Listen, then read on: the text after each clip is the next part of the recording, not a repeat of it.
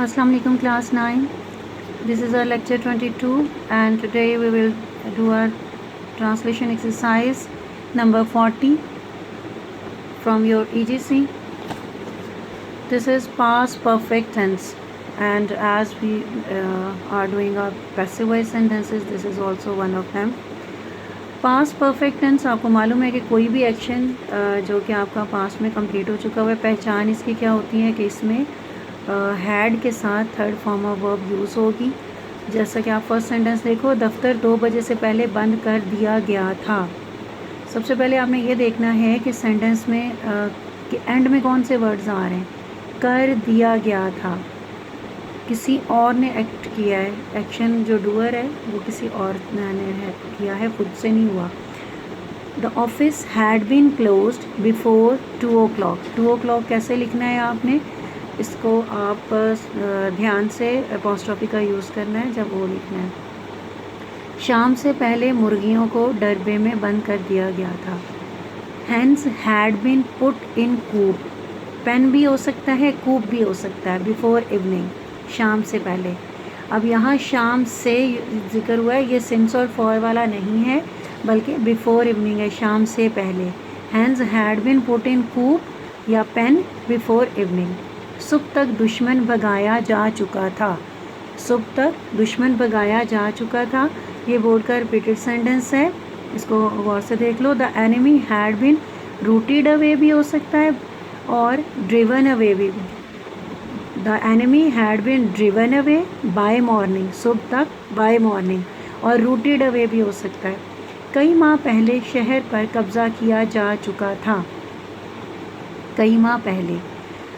The city had been occupied several months ago. कई माह पहले के लिए क्या यूज़ हुआ है, सेवरल मंथ्स। और कब्जा करना होता है ऑक्यूपाई, तो third form of verb in perfect tense. The city had been occupied several months ago. जुलूस रवाना होने से पहले पुलिस बुलवाई जा चुकी थी। Police had been called. इस दो सेंटेंस के पार्ट्स हैं। जुलूस रवाना होने से पहले पुलिस बुलवाई जा चुकी थी। Police had been called before procession started या सेट ऑफ, दोनों हो सकता है। प्रोसेशन होता है जुलूस, और जलसा आपको याद है, मीटिंग होती है और वो प्रोसीड नहीं करता, चलता नहीं है, तो जुलूस जो है वो रवाना होता है, मूवमेंट होती है। ये जुलूस के लिए प्रोसेशन का वर्ड यूज़ होता है। डाक में डालने से पहले ख़त पर टिकट लगाया जा चुका था। The letter had been stamped. Stamp होता है टिकट लगाना। The letter had been stamped before it was posted. अब नेक्स्ट सेंटेंस आप गौर से देखो, हम पहले ही सामान बांध चुके थे। क्या फील हुआ है आपको? यहाँ पे तो हम पे भी फोकस है, जो डूअर है वो भी प्रोमिनेंट है। हम पहले ही सामान बांध चुके थे, तो ये सेंटेंस एक्चुअली आपका पैसिव वॉइस सेंटेंस है ही नहीं, ये एक्टिव वॉइस सेंटेंस है। एक्टिव वॉइस है। We had already packed our luggage. We had already packed our luggage. और अगर इसका पैसिव वॉइस बनाया जाए तो क्या हो जाएगा, हमारा सामान पहले ही बांधा जा चुका था।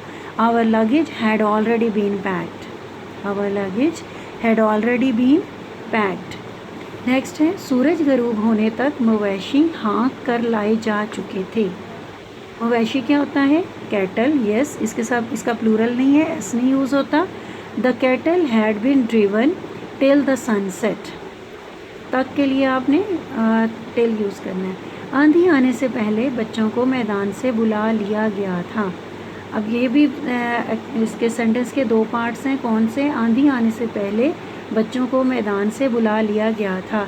आपको मालूम है कि परफेक्ट टेंस जब हमने पहले एक्टिव वॉइस भी किया था तो ये बात हम बहुत पहले डिस्कस कर चुके हुए हैं कि पास्ट परफेक्ट के जो आपके पास वर्ब करेक्शन में भी सेंटेंसेस हैं और ये यूजुअली आता है वर्ब करेक्शन में, और इन सेंटेंसेस में से भी पास्ट आपके करेक्शन आ सकती है। इसमें 2 पार्ट्स होते हैं सेंटेंस के, और जो लास्ट पार्ट है उर्दू में, जो लास्ट पार्ट है इंग्लिश में ट्रांसलेट करते हुए जो सेकंड पार्ट है उसको पहले ट्रांसलेट किया जाता है, और उसके लिए आपने परफेक्ट टेंस यूज़ करना है, हैड यूज़ करना है। यानी जब आप इस सेंटेंस में देखें, आंधी आने से पहले बच्चों को मैदान से बुला लिया गया था। बाद वाला जो एक्शन है, जो बच्चों को मैदान से बुलाना है, वो एक कंप्लीट एक्शन है। उसको आप पहले ट्रांसलेट करोगे और उसके लिए परफेक्ट टेंस यूज़ करोगे। और जो शुरू में, जो उर्दू में बिगनिंग में सेंटेंस आया है, इस पार्ट आया है, इसको आप ट्रांसलेट करते हुए बाद में लिखेंगे और उसके लिए सिंपल पास्ट या पास्ट इंडेफिनिट टेंस यूज़ करेंगे। Children had been called in, बच्चों को अंदर बुला लिया गया था, फ्रॉम द ग्राउंड, ग्राउंड से, before the wind storm came, wind storm या आंधी आने से पहले। नाश्ता लगाने से पहले तश्तरियाँ साफ़ की जा चुकी थीं। तश्तरियाँ क्या होती हैं? डिशेस होती हैं। इसमें भी देखें, जो एक्शन कंप्लीट है उसको आपने बाद वाले एक्शन को पहले लिखना है। डिशेस हैड बीन क्लीन्ड, साफ़ की जा चुकी थी। कब? बिफोर सर्विंग द ब्रेकफास्ट, नाश्ता लगाने से पहले, सर्व करने से पहले। इस्त्री करने से पहले कपड़े सुखाए जा चुके थे। सेम प्रैक्टिस, कपड़े पहले सुखाए गए जा चुके थे तो कंप्लीट एक्शन है, वो परफेक्ट टेंस में है और उसको पहले आप लिखेंगे। Clothes had been dried before ironing. दीवार पर कील गाड़ने से पहले नक्शा उतारा जा चुका था। इसमें भी जो कंप्लीट एक्शन है बाद वाला, उसको आप पहले करोगे।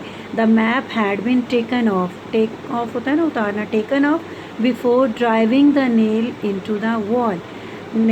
ये कील लगाने के लिए, कील गाड़ने के लिए क्या यूज़ होता है? Drive the nail. पर्चा हल करने से पहले वो अपना नाम लिख चुका था। He had written his name before he sold the paper. खाना खाने से पहले मेहमान को सर्द मशरूब पेश किया जा चुका था। सर्द मशरूब पेश किया जा चुका था, ये कंप्लीट पहले काम हुआ है। The guest had been offered cold drink before having meal. सैलाब आने से पहले बंद बांधा जा चुका था। कोड का रिपीटेड सेंटेंस है ये भी।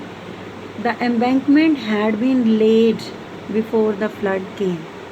लेड, आपको मालूम है कि ले, लेड, लेन, ले की डिफरेंट फॉर्म्स हैं, डिफरेंट मीनिंग्स हैं। इसकी तमाम फॉर्म्स ऑफ वर्ब आपने बहुत अच्छी तरह से तैयार करनी है। सेंटेंस नंबर 13 को भी आप गौर से देख लो। पर्चा हल करने से पहले वो अपना नाम लिख चुका था। ये भी एक पैसिवाइज सेंटेंस नहीं है, एक्चुअली एक्सरसाइज के अंदर तो गिवन है, लेकिन आपने कंफ्यूज नहीं होना कि ज़रूरी नहीं कि ये पैसिवाइज में है, आपका ये एक्टिवाइज सेंटेंस है कि उसने काम किया है। ठीक है, तो ये आपको, इसको आपने एक्टिवाइज ही कंसिडर करना है। Verb correction for the day. He is dash back next week. Next week क्या शो कर रहा है आपको? क्योंकि कोई आपका ये फ्यूचर इवेंट है, तो वेंट, गॉन, कमिंग, कम, तो he is coming back next week. और हमने ये पढ़ा था कि फ्यूचर इवेंट कोई भी अगर आपका प्लान्ड है तो उसके लिए हम प्रेजेंट कॉन्टीन्यूस टेंस यूज़ करते हैं। तो क्या आएगा यहाँ पे? Is coming. इज़ कमिंग हमारे फ्यूचर इवेंट को शो कर रहा है। नेक्स्ट वीक भी आ रहा है, यानी कि आने वाले हफ्ते। He dash to school every day. आपने तमाम कीवर्ड्स को जहन में रखना है। एवरीडे है तो क्या मतलब है? इसका मतलब ये है कि वो उसकी एक हैबिट है, एक रूटीन प्रैक्टिस है, डेली एक्टिविटी है। तो डेली एक्टिविटी, रूटीन प्रैक्टिस और हैबिट के लिए आप क्या यूज़ करते हैं? Present indefinite tense. तो ही क्या है आपका? कौन सा प्रोनाउन है? ये आपका थर्ड पर्सन प्रोनाउन है और सिंगुलर है, तो इसके साथ एस ये लेगा। वेंट, गॉन, वॉज, गो और गोज़, तो इसमें से ऑब्वियसली गोज़ होगा। ऑप्शंस ये चेंज भी हो सकती हैं, गो, गोज़, कुछ भी हो सकता है। Next is she dash the door softly. Is shut, was shut, shut, shutting. अब ये कोई रूटीन प्रैक्टिस भी नहीं है और कोई ना ही कोई प्लान्ड इवेंट है, तो she shut the door softly past में जाएगा आपका। और शट की फॉर्म्स ऑफ वर्ब क्या होती हैं? Shut, shut, shut.